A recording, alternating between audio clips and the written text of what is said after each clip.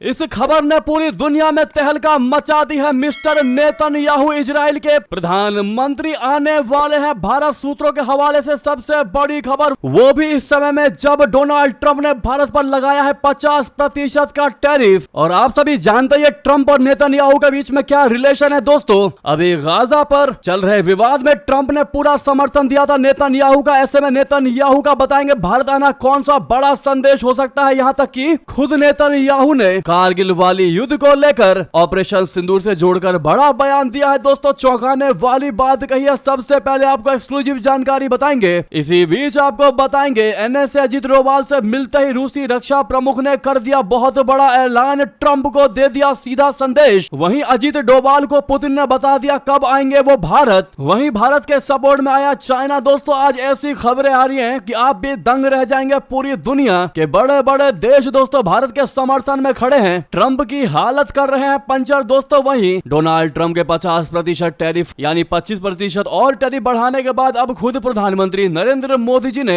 अपने आप को रोकते रोकते आखिरकार ट्रंप पर बयान दे ही दिया, जो जानना आपको बहुत जरूरी है। तो दोस्तों वहीं टैरिफ वॉर के बीच ट्रंप ने फिर एक बार आसिम मुनीर को अमेरिका बुलाया है दोस्तों। 2 महीने के भीतर दूसरी बार होने वाली है मुनीर की अमेरिकी यात्रा। आखिर क्या है कारण, क्या हो सकता है इसके पीछे का सबसे बड़ा प्लान, ये सारी जानकारियां एक एक करके आपको विस्तार से बताने वाले हैं। बस आप वीडियो के लास्ट तक बने रहिएगा। और खबरों में आगे बढ़ने से पहले अपने देश भारत के स्वतंत्र नीति का जमकर समर्थन करते हैं और मानते हैं कि भारत आज के टाइम में सुपर पावर कंट्री बनने वाला भारत है। तो वीडियो को लाइक करके चैनल को सब्सक्राइब करके बेल आइकन दबा के कमेंट में जय हिंद कह दीजिएगा। अब बात कर लेते हैं पहली और सबसे बड़ी खबर की, जहां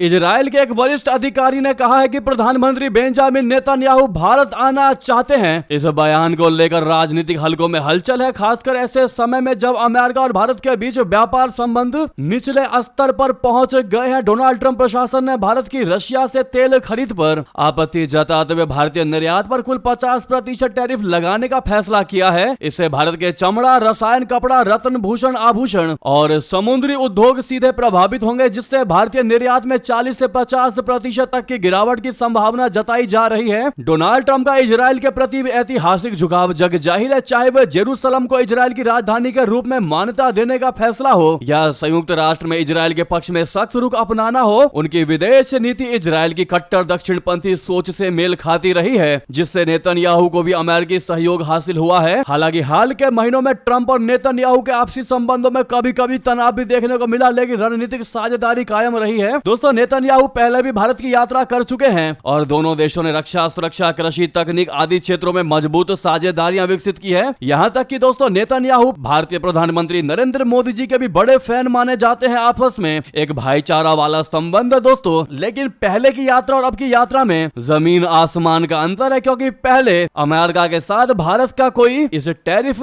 जैसा विवाद नहीं पनपा था दोस्तों। लेकिन इस समय जब अमेरिका और भारत के बीच में ठनी हुई है, जहां अमेरिका लगातार भारत पर दबाव बना रहा है, हालात ऐसे हो रखे हैं कि भारत कभी भी अमेरिका को जवाब दे सकता है। वहीं अमेरिका दोस्तों इजराइल की जमकर मदद करता है युद्ध में, नेतन्याहू को मार्गदर्शन भी करते हैं। लेकिन इस बीच नेतन्याहू का भारत की यात्रा करना बहुत बड़ा मैसेज है दोस्तों अमेरिका को, ट्रंप को, कि जैसे भारत अपनी नीति को स्वतंत्र बताता है, वैसे ही इजराइल भी स्वतंत्र है। चाहे कोई हमारी मदद करे चाहे ना करे, हमें जो करना है हम कर रहेंगे। ये बहुत बड़ा मैसेज दोस्तों नेतन्याहू ट्रंप को दिखा रहे हैं और भारत आकर वो बताना चाहते हैं कि प्रधानमंत्री नरेंद्र मोदी और भारत कितना बड़ा उनका सहयोगी है और भारत कितना बड़ा मित्र है। भारत अमेरिका संबंधों में आई तल्खी और वैश्विक कूटनीतिक समीकरणों के बीच नेतन्याहू की भारत यात्रा संभावित रूप से रणनीतिक और व्यापारिक दृष्टि से अत्यंत महत्वपूर्ण मानी जा रही है। क्या ये यात्रा अमेरिका द्वारा लगाए गए टैरिफ के संकट का समाधान खोजने का मंत्र बनेगी या भारत इजराइल रिश्तों को नई ऊंचाइयां देगी? इन घटनाक्रमों पर सबकी नजरें टिकी हुई है, स्पेशली अमेरिका की। जी हां, और अगर ऐसे समय में दोस्तों नेतन्याहू भारत के साथ रक्षा नीति पर वेपन्स की डील करता है, तो यह बहुत बड़ा और तगड़ा जवाब होगा दोस्तों मिस्टर ट्रंप को,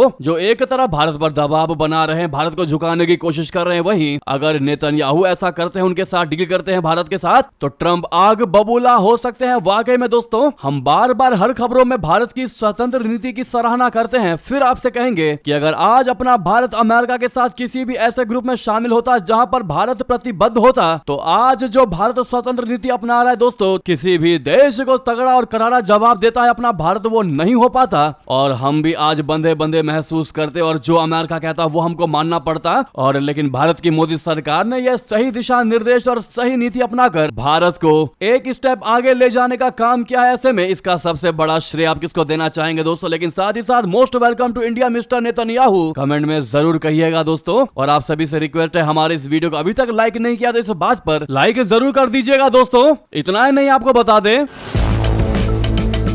इजराइल के प्रधानमंत्री बेंजामिन नेतन्याहू ने भारत के साथ बेहतर संबंधों पर जोर दिया। उन्होंने कहा कि दोनों देश खास तौर से रक्षा संबंधों में आगे बढ़ रहे हैं, इसका दोनों ही देशों को फायदा हो रहा है। उन्होंने खुलासा किया कि ऑपरेशन सिंदूर के दौरान भारत ने पाकिस्तान पर हमला किया तो इजराइल से मिले हथियार उसके बहुत काम आए। उन्होंने कहा कि कारगिल की तरह ऑपरेशन सिंदूर में भी इजरायली हथियार भारतीय आर्मी के लिए बहुत बड़ी ताकत बनी है। ये खुद दोस्तों नेतन्याहू ने कहा है कि हमने ऑपरेशन सिंदूर में भी कारगिल वाली मदद की भारत की। जी हाँ दोस्तों, क्या आप इजराइल के इस मदद की सराहना करते हैं या नहीं, जरूर लिखकर बताइएगा। साथ ही साथ बता दें, एनएसए अजीत डोभाल से मिलते ही रूसी रक्षा प्रमुख ने बड़ा ऐलान करते हुए ट्रंप को सीधा संदेश देते हुए कह दिया कि भारत के साथ हमारे संबंध सबसे ऊपर है। रशिया की सिक्योरिटी काउंसिल के सेक्रेटरी सर्गेई शोइगु ने गुरुवार को भारतीय राष्ट्रीय सुरक्षा सलाहकार अजीत डोभाल से मुलाकात की। मॉस्को में हुई इस बैठक में शोइगु ने दोनों देशों के बीच रणनीतिक साझेदारी को व्यापक रूप से मजबूत करने पर जोर दिया है। शोइगु ने कहा कि भारत के साथ संबंधों को मजबूत करना रशिया के लिए सर्वोपरि है। उन्होंने डोभाल के साथ मुलाकात के जरिए अमेरिकी राष्ट्रपति ट्रंप को भी सीधा सीधा संदेश देने की कोशिश की। पूर्व में रशिया के रक्षा मंत्री रह चुके शोइगु ने डोभाल से बैठक के दौरान अमेरिका के मुकाबले में एक नई व्यवस्था तैयार करने का संकेत दिया। उन्होंने भारत के साथ अपने देश के मजबूत मैत्री संबंधों की सराहना करते हुए कहा कि एक नई निष्पक्ष और टिकाऊ विश्व व्यवस्था बनाई जानी चाहिए। उन्होंने इशारे में दुनिया से अमेरिकी दादागिरी का तोड़ ढूंढने के लिए कहा। यह तो रही दोस्तों बात ट्रंप को जवाब देने की। वहीं व्लादिमीर पुतिन खुद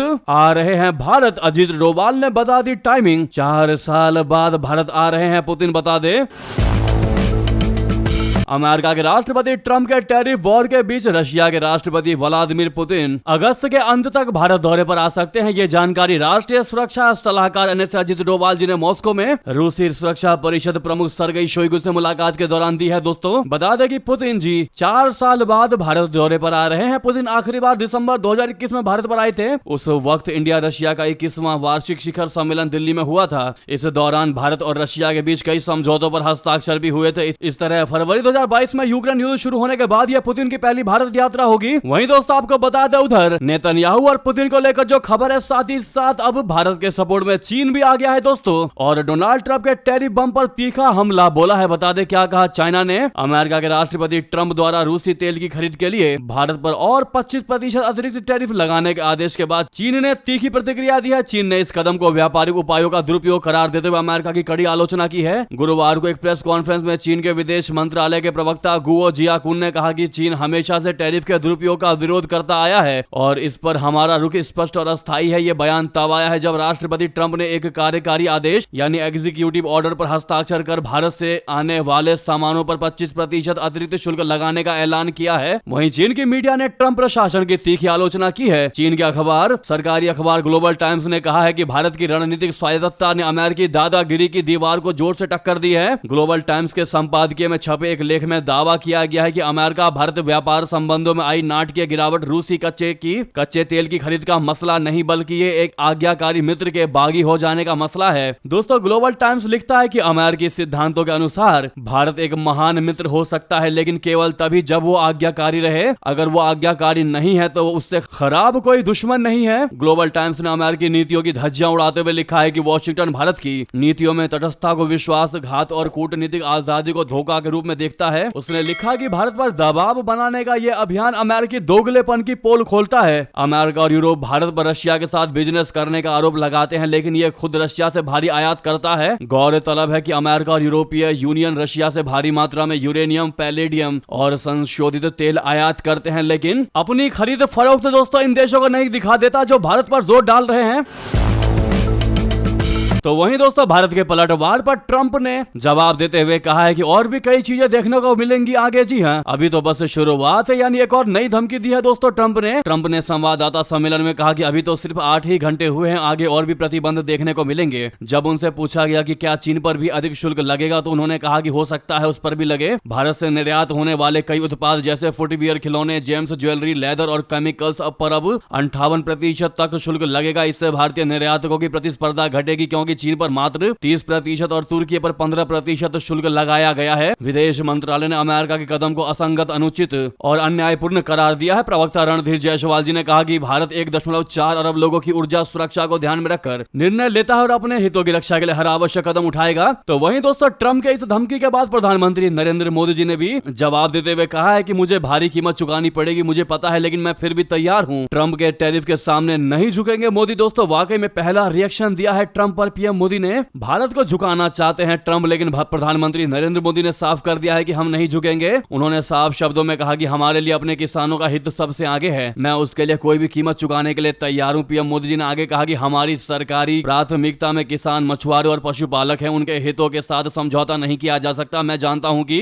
मुझे इसकी भारी कीमत चुकानी पड़ेगी, लेकिन मैं इसके लिए भी तैयार हूं। आज का भारत किसानों, मछुआरों और डेयरी किसानों के लिए पूरी तरह से तैयार है। दोस्तों इस मुद्दे पर आपकी जो भी राय हो बताना बिल्कुल मत भूलिएगा। वहीं इसी बीच दोस्तों ये थी कि सारी बड़ी खबरें, आपको खबर कैसी लगी? बाकी बची हुई खबर दोस्तों आपको हम अगली खबर में बताएंगे। यही खबर काफी ज्यादा बड़ा और लंबा हो गया दोस्तों, तो मिलते हैं आपसे अगली बड़ी खबर में। आप सभी से रिक्वेस्ट है वीडियो को लाइक करना मत भूलिएगा, लाइक करके चैनल को सब्सक्राइब कर लीजिएगा। जो लोग पहली बार आए हैं वो बेल आइकन भी दबा लीजिएगा और खबर में कमेंट सेक्शन में जय हिंद कह दीजिएगा। मिलता है अगली खबर में। बहुत बहुत धन्यवाद, बहुत बहुत आभार। जय हिंद, जय भारत।